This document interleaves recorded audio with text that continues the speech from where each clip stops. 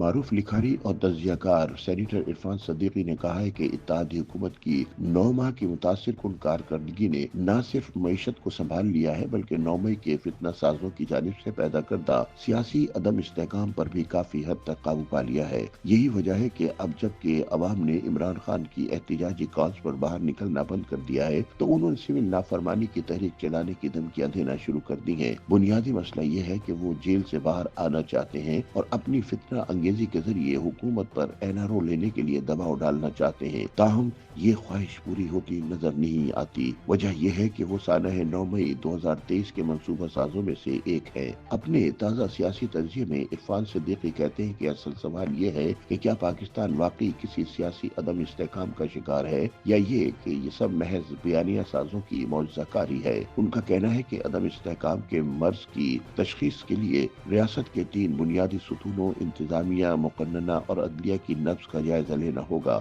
دیکھنا ہوگا کہ کیا ان میں سے کوئی ایک ستون بھی متزلزل ہے یا یہ خطرہ منڈلا رہا ہے کہ کسی آن سے کوئی ستون دھڑام سے گر جائے گا اور ریاست کا آئینی نظم اس کے ملبے تلے دب جائے گا۔ ایسا کچھ نہیں۔ عرفان صدیقی کہتے ہیں کہ صورتحال یہ ہے کہ صوبوں اور وفاق کی سطح پر سارے معمولات کے مطابق چل رہے ہیں۔ صوبوں میں پیپلز پارٹی، مسلم لیگ نون اور PTI کے انتظامی وجود کو کسی بھونچال کا کوئی خطرہ نہیں۔ یہی کیفیت وفاقی حکومت کی ہے جس کا انتظامی کنٹرول پوری طرح استوار ہے۔ وزیر اعظم اور ان کی کابینہ اپنی ترجیحات کے مطابق فرائض منصبی ادا کر رہے ہیں۔ 2024 کے انتخابات سے جنم لینے والی پارلیمنٹ پر اسی طرح کی انگلیاں اٹھ رہی ہیں جس طرح 2018 کے انتخابات پر اٹھی تھیں۔ آج اسے فارم 45 اور فارم 47 کی کرتب کاری کا نام دیا جا رہا ہے۔ 2018 میں اسے RTS کی حرکت قلب بند ہو جانے سے تعبیر کیا گیا تھا۔ فرق صرف یہ ہے کہ اس وقت کی زخم کھوردہ اپوزیشن دھرنوں، لانگ مارچوں، 9 مئی جیسے یلغار، الجہاد الجہاد اور مارو یا مر جاؤ کے نعروں، پیٹرول بموں، برازیلی آنسو گیس کے شیلز اور وفاق پر لشکر کشی کی بجائے پارلیمنٹ میں آ بیٹھی تھی اور ضرب کاری کے لیے کسی موضوع وقت کا انتظار کرنے لگی تھی جو اسے 4.25 برس بعد مل گیا۔ عرفان صدیقی کے بقول چاروں صوبائی اسمبلیاں اور پارلیمنٹ بے خوف و خطر اپنا کردار ادا کر رہی ہے۔ انتخابات پر انگلیاں اٹھانے والی جماعتیں بشمول PTI صوبائی اور وفاقی ایوانوں کا حصہ ہیں اور اپنا متحرک کردار ادا کر رہی ہیں۔ سیاسی عدم استحکام یا انتشار اس وقت جنم لیتا ہے جب ہارنے والے اسمبلیوں میں جانے اور حلف اٹھانے سے انکار کریں۔ 1977 میں پاکستان قومی اتحاد نے یہی کیا تھا جس کے باعث بحرانوں کے دہانے کھل گئے اور معاملات سنبھالے نہ سنبھلے۔ آج کا منظرنامہ بہت مختلف ہے۔ رہی عدلیہ تو وہ عدم استحکام، داخلی ہیجان، گروہ بندی، باہمی کشمکش اور آئین و قانون سے متصادم سیاست زدہ فیصلوں کے بے ننگ و نام عہد کو پیچھے چھوڑ آئی ہے۔ 26ویں آئینی ترمیم نے عدالتی مہم جویانہ سوچ کے پر کاٹ دیے۔ اس ترمیم سے اٹھنے والا طوفان اب محض ایک معزز جج صاحب کے جگر میں پیوست تیر نیم کش کی خلش بن کر رہ گیا ہے۔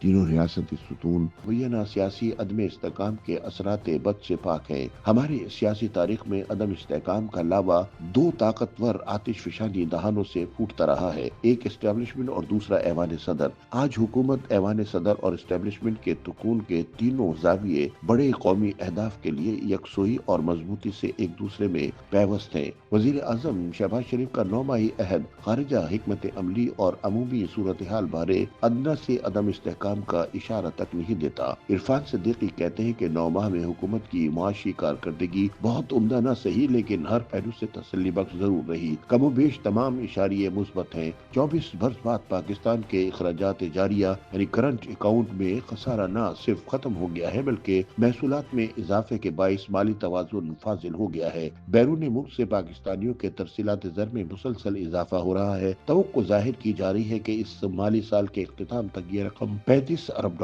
تک پہنچ جائے گی۔ زر مبادلہ اگلے برس $13 ارب ہو جائیں گے۔ برآمدات میں اضافے کا رجحان نہایت قوی ہے۔ افراط زر یعنی مہنگائی کی شرح جو 33% تک جا پہنچی تھی اب 5% تک آ گئی ہے۔ اسی طرح PTI دور میں لگ بھگ 30,000 تک گر جانے والی اسٹاک مارکیٹ اب 1,20,000 کو چھو رہی ہے۔ شرح سود 22% سے کم ہو کر 13% तक आ चुकी है। बराह रास्त सरमाया कारी में इजाफा हो रहा है। रुपया मुस्तहकम में मुश्किल सूरत हाल और मनफी कोशिशों के बावजूद IMF से एक बड़ा प्रोग्राम तय पा गया है। दिवालियापन का खतरा टल चुका है। CPEC फिर से अंगड़ाई ले रहा है। शरह नू में बेहतरी आ रही है और मजमूई तौर 9 माह की कारकर्दगी ने पूरे 4 बरस की समरी के असरात को काबिल कदर हद तक जायल कर दिया है। 100 बरसर जमीन किसी नाम निहाद अदम इस्तेकाम के मनहूस साए का शायबा तक भी दिखाई नहीं दे रहा। रियासती नज्म, तमाम आईनी इदारे और मामूलात हयात मरबूत अंदाज में चल रहे हैं। हाँ, ये जरूर है कि बयानिया तराशी और जहन साजी के हुनर में ताक कबीले ने तखय्युलाती सियासी अदम इस्तेकाम को सिक्का राइजुल वक्त बना दिया है। इस अदम इस्तेकाम की रूह तख्लीक सिर्फ यह है कि एक जमात इक़्तिदार से बाहर है, मुश्किल में है और इस सूरत हाल से निकलने के लिए आतिशे ज़ेर पा है। इसे वो सियासी अदम इस्तेकाम का नाम देती है। इसके नजदीक सियासी इस्तेकाम का नुस्खा कीमिया ये है कि इसके मुतालबात मानकर इसकी मुश्किलात का इजाला कर दिया जाए। इरफान सिद्दीकी कहते हैं कि 2013 से 2018 तक भी ऐसे सियासी अदम इस्तेकाम दीवारों से सर फोड़ते रहे और पाकिस्तान पूरी आबोताब से आगे बढ़ता रहा। गुज़िश्ता 9 माह की तारीख एक बार फिर यही बताती है। पर गूगली न्यूज देखने के लिए youtube.com की सर्च बार में गूगली न्यूज TV टाइप करें। गूगली न्यूज के पेज पर सुर्ख रंग के सब्सक्रिप्शन वाले बटन पर क्लिक करना ना भूलिए। YouTube पेज पर अपलोड होने वाली वीडियो से बाखबर रहने के लिए बेल आइकन पर क्लिक कीजिए। आपको हर नई वीडियो के बारे में नोटिफिकेशन मौसूल हो जाएगा।